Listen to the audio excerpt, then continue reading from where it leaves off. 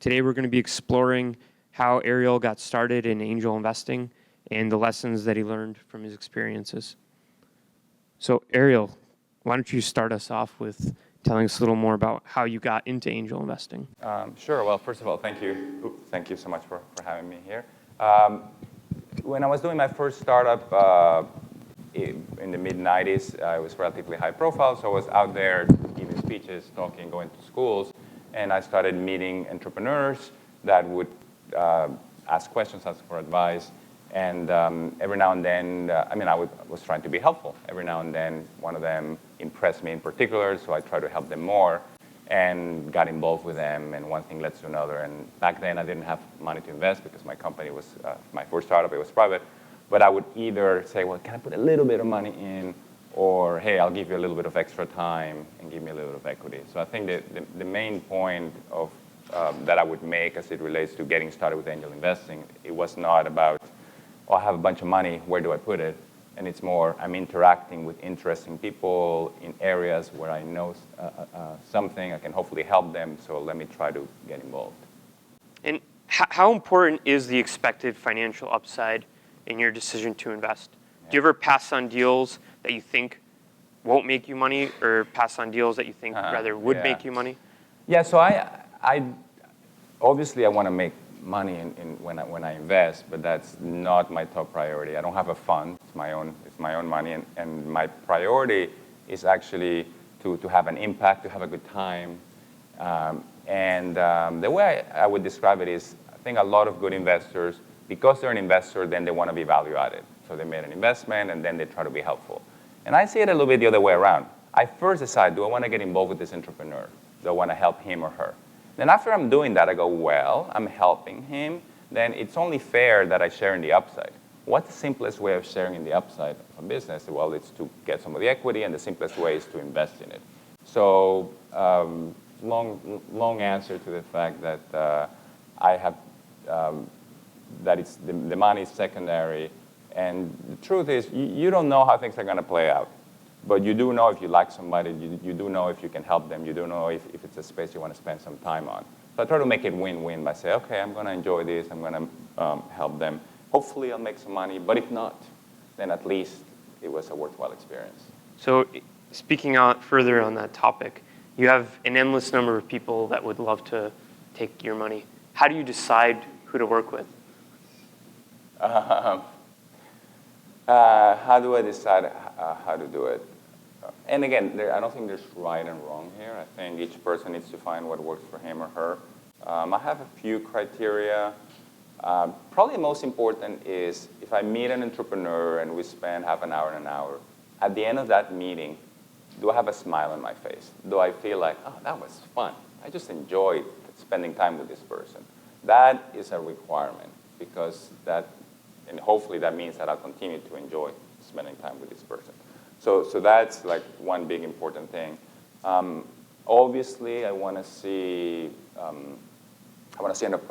person that I think is competent, but also at the personal level, I want an entrepreneur that I want to have over for dinner at my house. I've passed on plenty of opportunities that have done really well, but I'm like, I don't particularly like this person at a personal level. And for me, that's just, life's too short to work with people you don't really like. I want to see a big opportunity, not necessarily the business already flushed out, but I want to see, oh, this is a big upside and an area that I'm interested in. And then one criteria that helps me also narrow things down is, can I help? I mean, one of the questions I always ask entrepreneurs is, okay, where do you need help? What would I be able to do for you? And if there's no clear answer there, then what's the point? I sometimes will get other investors who said, hey, here's a great deal, it's oversubscribed, it's wonderful, we'll make some room for you. And I really appreciate that. But before saying sure, I said, well, hold on a second. If investing for me is not, as I said before, about the financial, it's about the team and helping them. So unless I can figure that out, then And speaking of helping teams, you come from an entrepreneur background. Do you ever take on an operational role with the companies you invest in? How involved are you getting? So I'm a little unusual in that when I started doing this, as I said before, I had no money. So what I ended up doing was to take fairly active roles, and to the point of doing like a day a week. So my first few companies, I was like a board member, spending a day a week. Kind of Software, Link Exchange were two of those. And I was sort of like an additional founder, if you will. And it's not the typical role of a board member, it's not the typical role of an investor, but I found that it was a good way of getting started with working with entrepreneurs, because again, it set the mindset of I'm here to help them out. I have obviously started my own companies and run my own companies, and I like to say that the difference between running your companies and being an investor or board member is sort of like the difference between being a parent and a grandparent. I have 3 kids, and the grandparents come and they teach the kid a new trick or tell them a story or take them out to the movies and hopefully have something that has an impact on them, but then they go home and they're done. And if the kid is sick or if the kid has a problem, grandparents are not the one that have to be there at 3 in the morning to deal with it. As a parent, as some of you who are parents know, you have to be there day in and day out for the good and for the bad. So it's not better or worse, it's different. As a parent, I think you're the one who has more impact. It's probably bigger satisfaction when things go well, but you don't have to deal with as many of the challenges, or at least you deal with them in a different way. So anyway. And now that you've had over a decade of angel investing experience, you've invested in dozens and dozens of companies, lots of successful ones. What do you wish you knew when you had first started angel investing that you know now? What did I wish I knew? That's a good question. I haven't thought too much about that. You know, the beauty of what's happened here in Silicon Valley is that when I started, there weren't platforms like FundersClub, and the investing was so much less developed and so on. It was a lot more of a green field, if you will. So and that has had both good things and bad things. The good things was that a lot of the entrepreneurs that I helped, if I wasn't helping them, say 10 years ago, nobody else was helping them. I mean, and these were great companies already, but there was just not a lot of infrastructure. I think what's great now is that there's so much help out there for entrepreneurs. So when I think about that, part of what I'm starting to do now is, you know, we're talking about this off stage before, is I'm looking for, okay, who are the entrepreneurs that don't have access to all this infrastructure and all this help? Let me go to try to find them and help them, not because I'm going to get a better financial return, but because I'm going to have more impact, because without me, they won't do it. So what does that mean? It means, for example, that I'm now paying a lot of attention outside Silicon Valley, where there's a lot less. And some of that means international, but some of it means other places in the US. So that's something probably that there were definitely a few years when I all of a sudden paused and said, okay, this is all great, but what's the impact I'm doing? I don't want to be helping people that if I wasn't helping them, it wouldn't make that difference. I mean, I would use the analogy of if you go to a fundraiser and it's a charity auction and you're bidding against someone in $1,000, $1,050, $1,100, and then you pay $1,200. But the previous bid was $1,150. So the truth is your marginal contribution was really $50. I want to go to the silent auction where, like, to a certain extent, if I don't bid, nobody else bids. And my contribution then gets matched by somebody else, and it's even more than my money.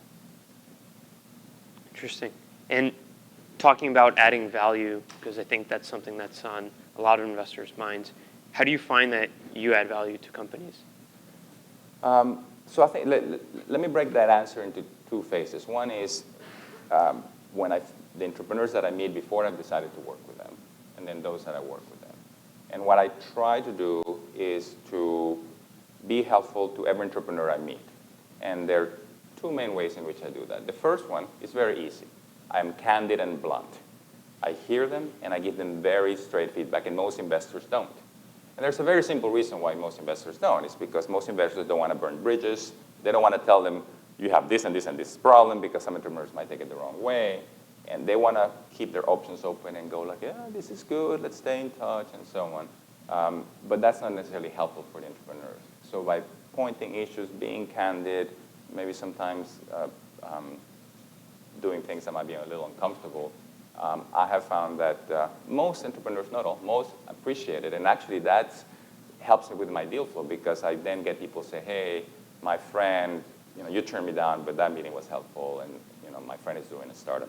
The other thing I try to do is I try to spend time with an entrepreneur before making an investment decision, but I don't want to go out, do a little due diligence that is a waste of their time. So what I often do is I say, well, how about if I join you for some working meetings? Let me try to help you with some issue that you have right now. That gives me an opportunity to see them in action, and hopefully we're doing it in a way that's valuable for them. So that's phase number one. In terms of once I'm working with them, it's really all over. It depends on the entrepreneurs. It could be being like a confidant or a sounding board. Even though I'm an investor, I usually write relatively small checks compared to the other investors around the table. So I'm never like the investor representative. I try to be more like the entrepreneurs, mentor, supporter, so that issues that they are not comfortable talking with their team, they might not be comfortable talking with, say, other investors. Hopefully they're comfortable talking with me. I see a lot of that. I'll try to be a connector, put them in touch with the right people. One thing I do that's worked out really well is frequently I'll organize a lunch, and I'll invite a handful of entrepreneurs that I'm working with that I think can help one another. And it's a casual lunch. We might have 5 or 6 people, and I try to informally moderate it so they're, who's doing what, who has this issue or that issue. And sometimes just by getting them to talk to one another, help one another, that ends up being better than if I'm the one who's. It really depends. Sometimes an entrepreneur needs a cheerleader. Sometimes they need a skeptic, and just trying to be on a case-by-case basis help as needed. Very cool. I think now we're going to take some time and hear some questions from the audience. So if you have any questions for Ariel, please.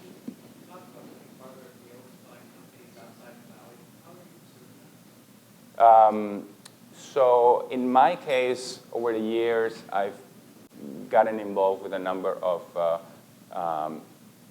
lot of nonprofit type mentoring organizations. So one example, I'm pretty active in an organization called Endeavor that helps entrepreneurs in the developing world. And universities are another example. There are other such organizations. So for me, fortunately, over the years, I've developed those relationships, and also with other investors in other parts of the world. I'm originally from Venezuela, so I found that Latin America becomes a little easier for me. But honestly, even just outside the valley, it's very promising. Today the other thing is platforms like FundersClub and other online platforms are, I think, terrific, because before, if the team were not in the valley, it was a lot harder. But now they can be anywhere, and you can get to them online. Of course, you can't just leave it at that. You need to do more homework afterwards. But yeah, some people, and I don't do this too much, but I've done this a few times, is if there's a specific industry or a specific sector that piques my interest, then I might focus on that and say, well, who's doing interesting stuff in this sector? And some of the companies are going to be abroad. Or is there a specific region? Like lately, I've been looking at Mexico and trying to spend a little bit of extra time seeing if there's entrepreneurs there that I could help.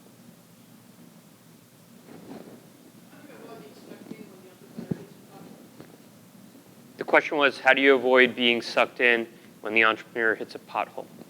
You mean like an entrepreneur that I'm working with, and then they need a lot of help? Well, sometimes you do end up devoting a lot of time. So I've been in situations where, for example, there's a founder issue, like among founders, and that could be very time-consuming to resolve, or an issue where maybe they're running out of money, and that can be time-consuming to sort out. Sometimes on the positive front, M&As and acquisitions can take a lot of time. I do end up sometimes spending a lot of time, but at the end of the day, you have to, obviously, you can only do so. The reality is you can only do so much. At the end of it's the entrepreneurs and the management teams that are in charge. They're the ones running the company. You only help so much on the margin. So you do that, and I don't think I've ever had a situation where I'm like, oh my God, I'm just here every day. So it's always been short periods, and then they take care of themselves. Back there. Yeah.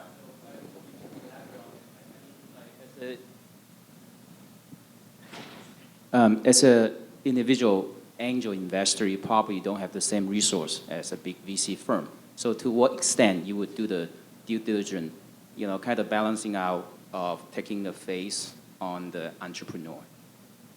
Yeah, the type of entrepreneurs and companies that I get involved with, we tend to be pretty early. The due diligence is actually not that complicated. I mean, it's not like we're looking at a mature company where I got to make sure that all sort of contracts and financial statements are.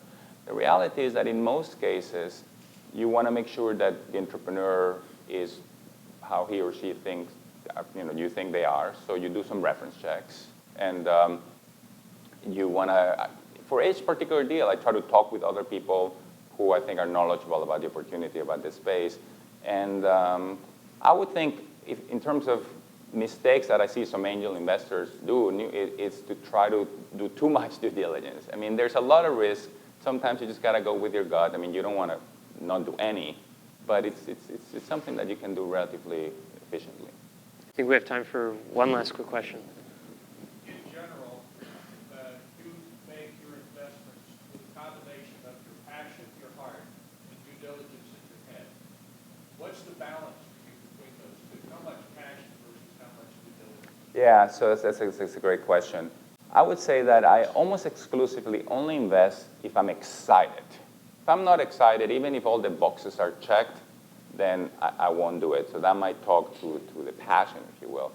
But then, so that's what narrows it down to, am I excited? Now, once I'm excited, then I want to be a little rational and then validate, okay, do I really feel good about the entrepreneur? Do I really feel about the market opportunity, the business? Do I really feel good about what I can do? So it starts to me with the emotional drive and then rationally checks, as opposed to the other way around in terms of like check everything and then am I excited? So that also helps. Somebody was asking before about, is there a lot of deal flow and people who want, it helps to cut stuff out. And although it's hard, sometimes I tell someone, I'm not interested, and they say, well, why? And it's hard to say I'm not excited. Well, what do you mean you're not excited? But that's really what drives the first narrowing of the opportunities. Great. Thank you, Ariel. Thank you all. All right.